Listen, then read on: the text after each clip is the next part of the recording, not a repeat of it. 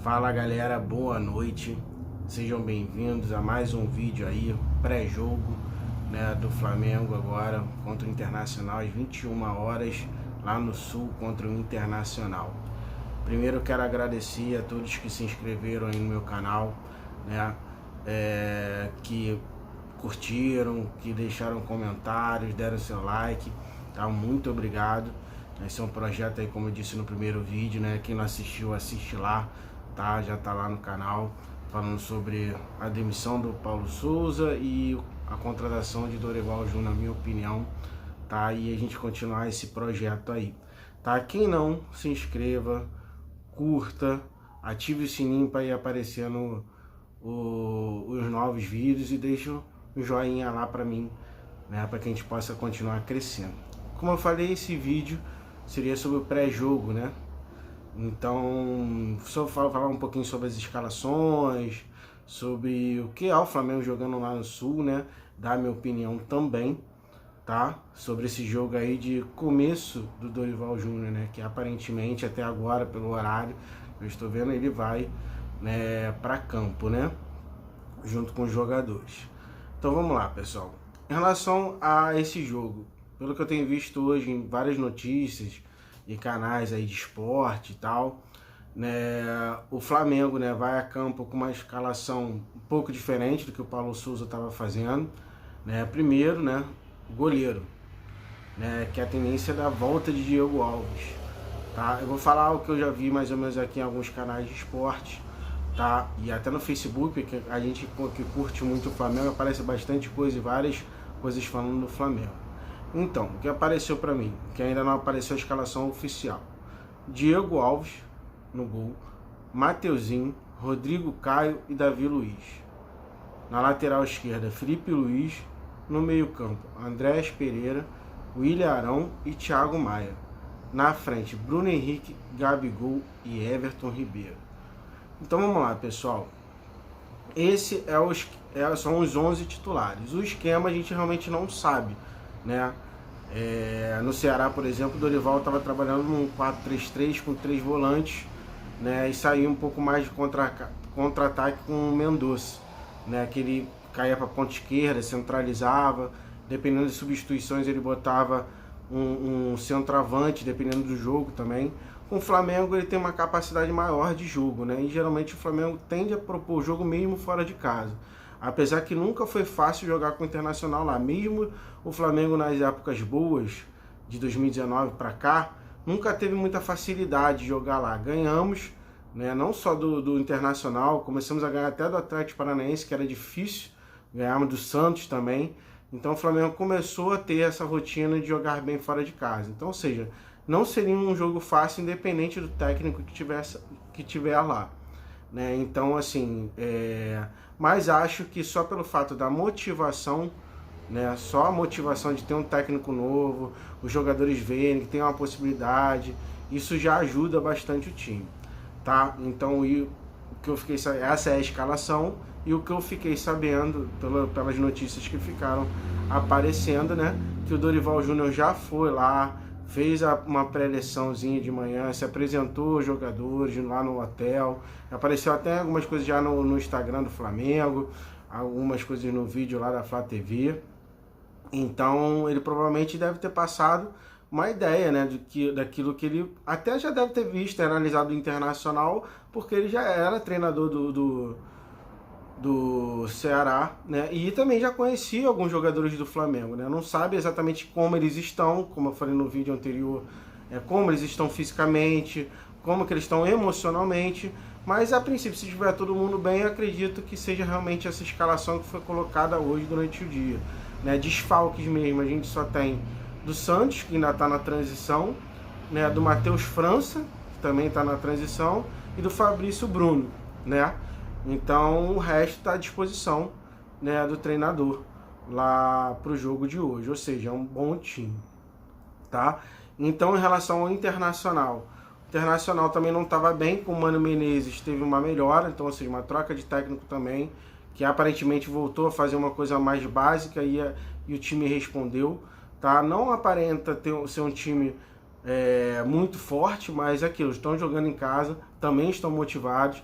O Edenilson está suspenso, né? Então isso também prejudica um pouco o time deles, mas não vai achando que a gente está tranquilo por causa disso, porque eles também têm bons jogadores. Tem o fato do frio também, lá parece que vai ter em torno de 8 graus, 8 para se jogar, hoje para se jogar. Isso influencia também, quer dizer, tudo influencia, campo influencia, tempo influencia, motivação influencia, não é só simplesmente ir lá jogar igual videogame que tá tudo certo, tá? Então vou só para a gente fechar esse vídeo, eu vou falar um pouco da minha opinião dessa possível escalação que foi colocada, que a gente tem visto durante o dia. Como eu vou voltar a dizer, não é oficial, tá? Porque ainda não apareceu a escalação oficial, deve aparecer mais tarde.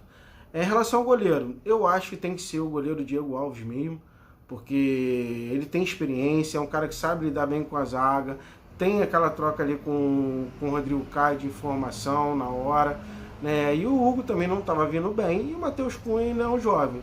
Então eu acho que é uma boa, mesmo ele estando um tempo, né, sem jogar, e agora não tem jeito, é jogo atrás de jogo.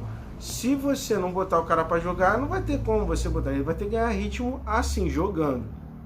Tá? Mateuzinho, hoje é o nosso melhor lateral direito, não tem opção, tá? Então é ele mesmo. Rodrigo Caio, cara, parece que nem teve lesão, voltou, já assumiu a vaga, disparado, nosso melhor zagueiro.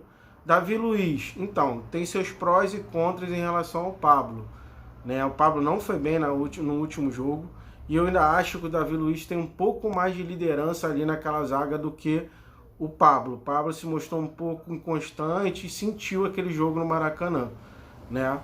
Então, assim, tudo bem, é uma escolha, é um ou outro, e foi escolhido o Davi Luiz.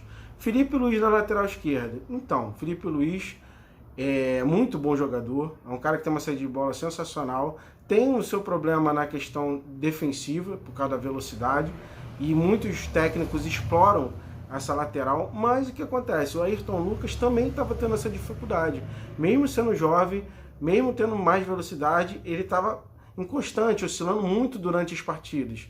Então, eu acredito que a opção tenha sido feita pelo Felipe Luiz mais pela experiência. Eu colocaria também o Felipe Luiz nessa posição. Vamos para a parte dos volantes, eu acredito que o Flamengo vai jogar num 4-3-3 também, né? Mas eu acredito que o André, se for nessa escalação que foi colocada, o André vai jogar um pouco mais avançado do que a linha dos dois volantes mais recuados, o Arão e o Thiago Maia, tá? E nessa posição eu acredito que ele tem uma saída de bola tanto com o Arão quanto o Thiago Maia. Os dois têm uma saída de bola boa. Eu gosto bastante do Thiago Maia, apesar que o Thiago Maia não está jogando tanto, mas ele mantém um nível, né, mediano nas partidas. O Arão não, o Arão tem jogo que ele joga muito e tem jogo que ele joga nada, como jogou contra o Fortaleza, e quando entrou contra o Bragantino, por exemplo, não adicionou praticamente nada. Ele fez sim uma jogada de cabeça, né, que eu acho que deveria ter ido para o contrapé do goleiro, mas ele jogou no canto e o goleiro pegou, mas fora isso também não fez nada. Então assim, mas tudo bem, pode ser que hoje ele faça uma excelente partida. O Andréas é que para mim é a maior interrogação hoje desse time do Flamengo. Ele jogar numa posição que seria da frente ali do Arrascaeta. A gente já viu várias vezes que o Andréas não tem essa capacidade. Ele tem muita dificuldade de jogar naquela parte ali, né, de transição ao ataque, né, distribuição, apesar que ele tem um bom passe, tem uma... Mas é aquilo, pode ser que com novos ares, as coisas melhorem, ele tem uma cabeça mais fresca para trabalhar, mas isso ele demonstrou em algumas outras partidas que não é bom fazendo essa função aí do Arrascaeta. Então, para mim, é a única posição aí que fica mais interrogação. Mas aí a gente colocaria o Vitinho. Sinceramente, o Vitinho também não demonstrou estar bem na última partida que jogou, né? Mas eu acredito, eu colocaria o Vitinho, que eu acho que seria uma transição mais rápida do que o Andréas, tá? Minha opinião.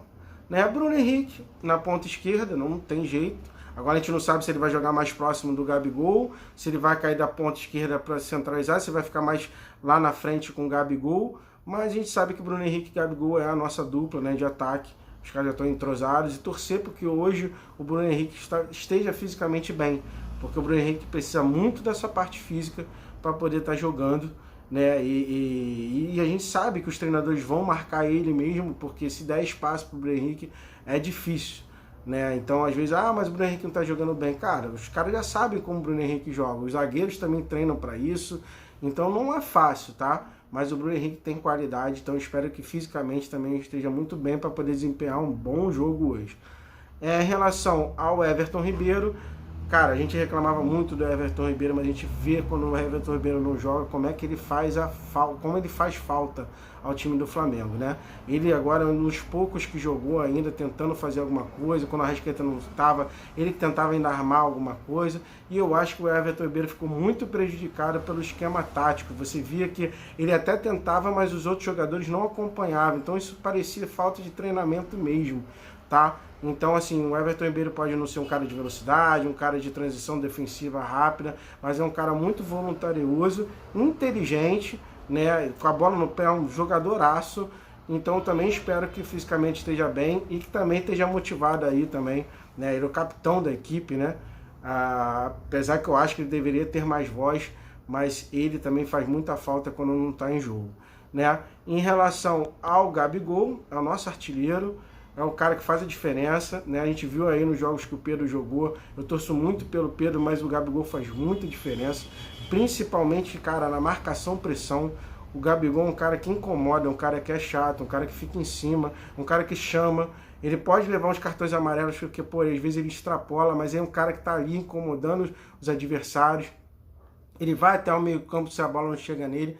Então, e o pênalti, né? Que é um cara que, se tá lá, ele está disponível para fazer, pô, praticamente só perdeu um pênalti, então assim, é quase praticamente gol, né? Então uma coisa que a gente pode contar com ele, e hoje tudo faz diferença, né? Então hoje é o nosso artilheiro, é o nosso ídolo lá, então temos que contar com ele mesmo. Espero então, essa é a escalação dos 11, eu acredito, né, que apareceu, ainda não tem nada oficial, então pessoal, torcer agora, né? Falei um pouco da minha expectativa aí, tá? Sobre o jogo, né? Espero que o Flamengo consiga vencer, tá bom? Pós-jogo, então assim, vai o jogo 9 horas, fiz esse vídeo agora, 9 horas, e a gente vai terminar o jogo por volta de umas 11, né? Eu acredito que eu consiga fazer mais ou menos esse horário, um novo vídeo um pós-jogo, né? Esse agora é o pré, o pós-jogo, para a gente estar falando sobre os assuntos, do que aconteceu com o jogo, e se Deus quiser, né, Papai do Céu ajudar a gente aí também, né, uma vitória aí para a gente falar e que as coisas comecem a andar nos trilhos, tá bom? Espero que tenham gostado desse vídeo de pré-jogo, né? Então, e também botem lá nos comentários, sugestões, opiniões, tá? Eu tô fazendo ainda vídeos, né? Porque ainda estou editando, ainda estou ajustando, aprendendo a fazer também. Espero que vocês gostem, curtam, tá? E quem sabe daqui a pouco a gente começar a fazer esses pré-jogos e pós-jogos ao vivo, né? Comentem aí se vocês também acham legal, tá? E mais uma vez falando, curtam, compartilhem, sigam o canal, tá? E ativem o sininho aí, tá bom? Então, pessoal, vejo vocês num novo vídeo pós-jogo do Mengão e que tudo dê certo pra gente aí com uma vitória, tá bom? Um abraço a todos, saudações rubro-negras, boa noite.